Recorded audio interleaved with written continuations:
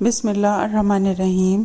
तो रोटी सीरीज़ का आज हमारा 6 पार्ट है, जिसमें कि हम आपको राइस की रोटी दिखाएंगे, यानी कि चावल की रोटी बनाने का बहुत आसान तरीक़ा दिखाएंगे और हर रोटी फूलेगी। इतना परफेक्ट ये तरीक़ा है। और अभी तक मैंने आपको चटनी की अपनी सीरीज़ दिखाई है और बहुत ही आसान, बहुत ही अच्छी तरीक़े से बन के तैयार होती है। चलिए बनाना स्टार्ट करते हैं। अगर आपको हमारे वीडियोस पसंद आते हो तो प्लीज़ लाइक करें, शेयर करें और सब्सक्राइब करें।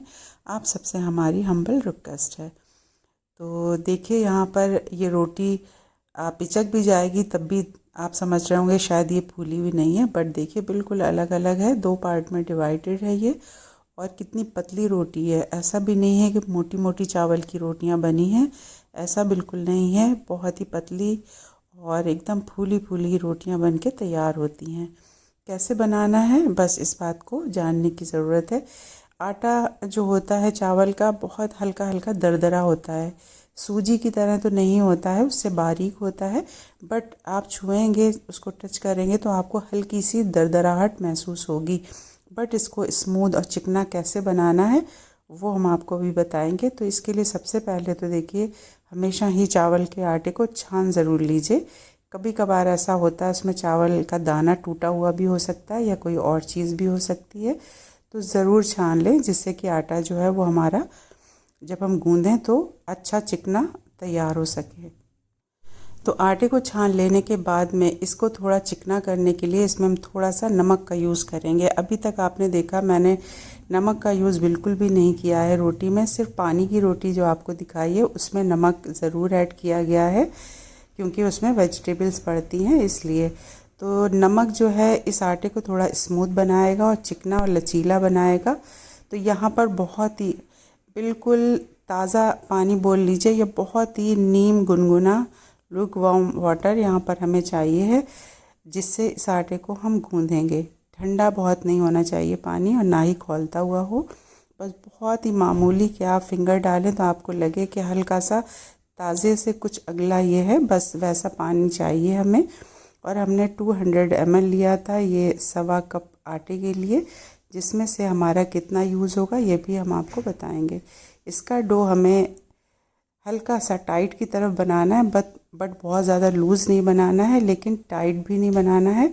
सही सही इसका डो हमें तैयार करना है। और देखिए इस तरह से हल्का हल्का पानी लगाते हुए बार बार हमें इसे अच्छे से स्मूथ करना है, जिसके लिए कम से कम यहाँ पर आपको 3 से 4 मिनट लग सकते हैं। इसको इस तरह से हल्का हल्का पानी लगाते हुए स्मूथ करते रहिए, बहुत ही अच्छा चिकना गूँध के तैयार हो जाता है। बट थोड़ी सी देर इसको आपको रखना पड़ेगा, 10 मिनट के लिए कम से कम, तो और स्मूथ हो जाएगा। तो देखिए यहाँ पर आधे से ज़्यादा पानी यूज़ हुआ है, 50 ml पानी हमारे पास बच गया है।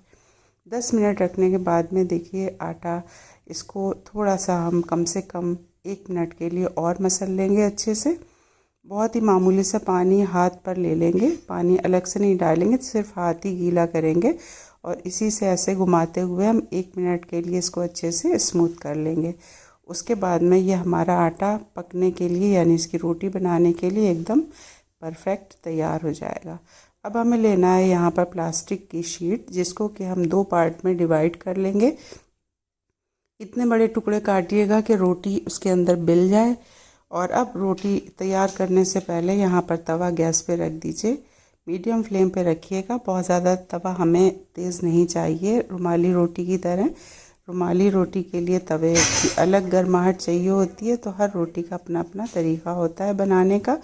तो तवे की भी कैसी गर्माहट होना चाहिए, कितनी हीट होना चाहिए, ये तक हम आपको बताते चलते हैं। तो देखिए 1.5 कप आटे में कितनी सारी रोटियां ये हमारी हैं जो बनेंगी।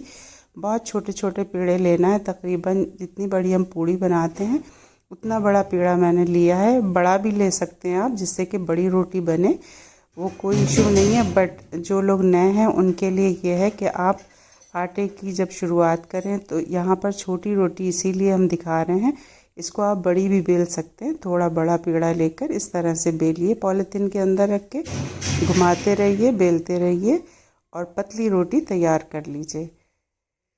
बस उसके बाद में ऊपर वाली शीट हटा दीजिए और इधर थोड़ा सा पहले चेक करना पड़ेगा तवा हमारा हुआ है या नहीं, क्योंकि कच्चे तवे पे भी नहीं डालना है, नहीं तो रोटी चिपक जाएगी और ठीक से सिकेगी नहीं। और ना ही बहुत ज़्यादा गर्म हमें तवा चाहिए।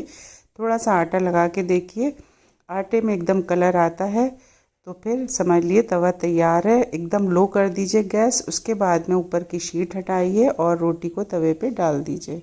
अब इसके बाद में कम से कम 30 सेकंड के लिए आप इस रोटी को ऐसे ही लो फ्लेम पर पड़ा रहने दीजिए। इस तरह के चपटी किसी करछुली वगैरह से इसकी साइडें धीरे धीरे हटाइए। एकदम तेज़ी मत करिएगा, नहीं तो रोटी ये जो है ख़राब हो जाएगी और फट जाएगी और फिर बनने में नहीं आएगी। तो थोड़ा सा आपको इस रोटी को केयरफुली बनाना है। इसके लिए आप चाहें तो उल्टा तवा भी यूज़ कर सकते हैं, नॉन स्टिक भी यूज़ कर सकते हैं, लेकिन लोहे के तवे पे ये अच्छे से चिपक जाती है और जो इस पे चित्तियाँ पड़ती हैं वो काफ़ी अच्छी पड़ती हैं। देखिए पलटने में थोड़ी सी साइड से गिर गई, बट मैंने एकदम छुआ नहीं, जिससे कि ये जो चिपकी हुई है ख़राब हो जाएगी। जब थोड़ी सी सिक गई तब मैंने उठा के बीच में कर दी है। अब इसे धीरे से सिकने देंगे लो फ्लेम पर। तवा पूरा अच्छे से गर्म है, फ्लेम लो रखेंगे और इसको सिकने देंगे। कम से कम 45 सेकंड के अंदर ये सिक के तैयार होगी। इतनी देर में ये रोटी हमारी दूसरी पेड़ तैयार रखें, बेल के तैयार हो जाएगी। इस तरह से आपको दूसरी साइड भी रोटी को बेल के तैयार रखना है, जिससे कि आपकी गैस बर्बाद ना जाए और टाइम भी बहुत ज़्यादा ना लगे। इधर रोटी भी सिक गई, इसको अब हम निकालेंगे और अब डायरेक्ट फ्लेम के ऊपर सेकेंगे। इस तरह से पलटते रहिए और घुमाते रहिए और इसको सेकते रहिए इस तरह से किनारों से, एकदम लो फ्लेम पर ही, तभी ये फूलेगी। इस बात का आप ध्यान रखिएगा। साथ में एकदम हाई फ्लेम करेंगे तो ये अच्छे से सिक भी नहीं पाएगी और फूलेगी भी नहीं। इस बात का ख्याल रखिएगा। तो सारे ये टिप्स और ट्रिक्स होते हैं, अगर आप इन्हें फॉलो करेंगे तभी कोई भी रेसिपी आप परफेक्ट बना सकते हैं। तो देखिए बिल्कुल फूल गई ना। ये फुलके से थोड़ी बड़ी रोटियां हैं तो एकदम फूली फूली बनेंगी और बड़े साइज़ की भी ऐसे ही फूलेंगी। बस यही प्रोसेस आपको फॉलो करना है हर रोटी के लिए, चाहे बड़े साइज़ की बनाइए यानी मीडियम साइज़ की, या फिर आप उससे छोटी इस तरह से बना लीजिए। तो यहाँ पर देखिए सारी रोटियां हमारी इसी तरह से फूलती जाएंगी, जो कि हम आपको कई दिखा भी देते हैं कि देखिए हमारी सारी रोटियां फूल रही हैं। इसी तरह से आपकी भी सारी ही रोटियां फूलेंगी और बहुत ही मज़ेदार ये रोटियां होती हैं। आप जिस चीज़ से भी खाइए आपको बड़ी ही टेस्टी लगेंगी। तो देखिए सारे ही हमारे ये चावल के आटे की रोटियां बनके तैयार हैं, बिल्कुल परफेक्ट बनी है, सभी एक साइज़ की बनी है और सभी फूली भी हैं। जो देर हो गई जिनको बने से और इनका फूलापन ख़त्म हो गया, उसको भी देखिए इस तरह से खींचिए तो आपको ये अलग अलग नज़र आएगी दो पार्ट में। इस तरह से देखिए कितनी पतली है, एकदम थिन रोटी है और दो पार्ट में अलग अलग डिवाइड हो जाती है। तो प्लीज़ ट्राई कीजिए, फीडबैक दीजिए। थैंक यू, टेक केयर, अल्लाह हाफिज़।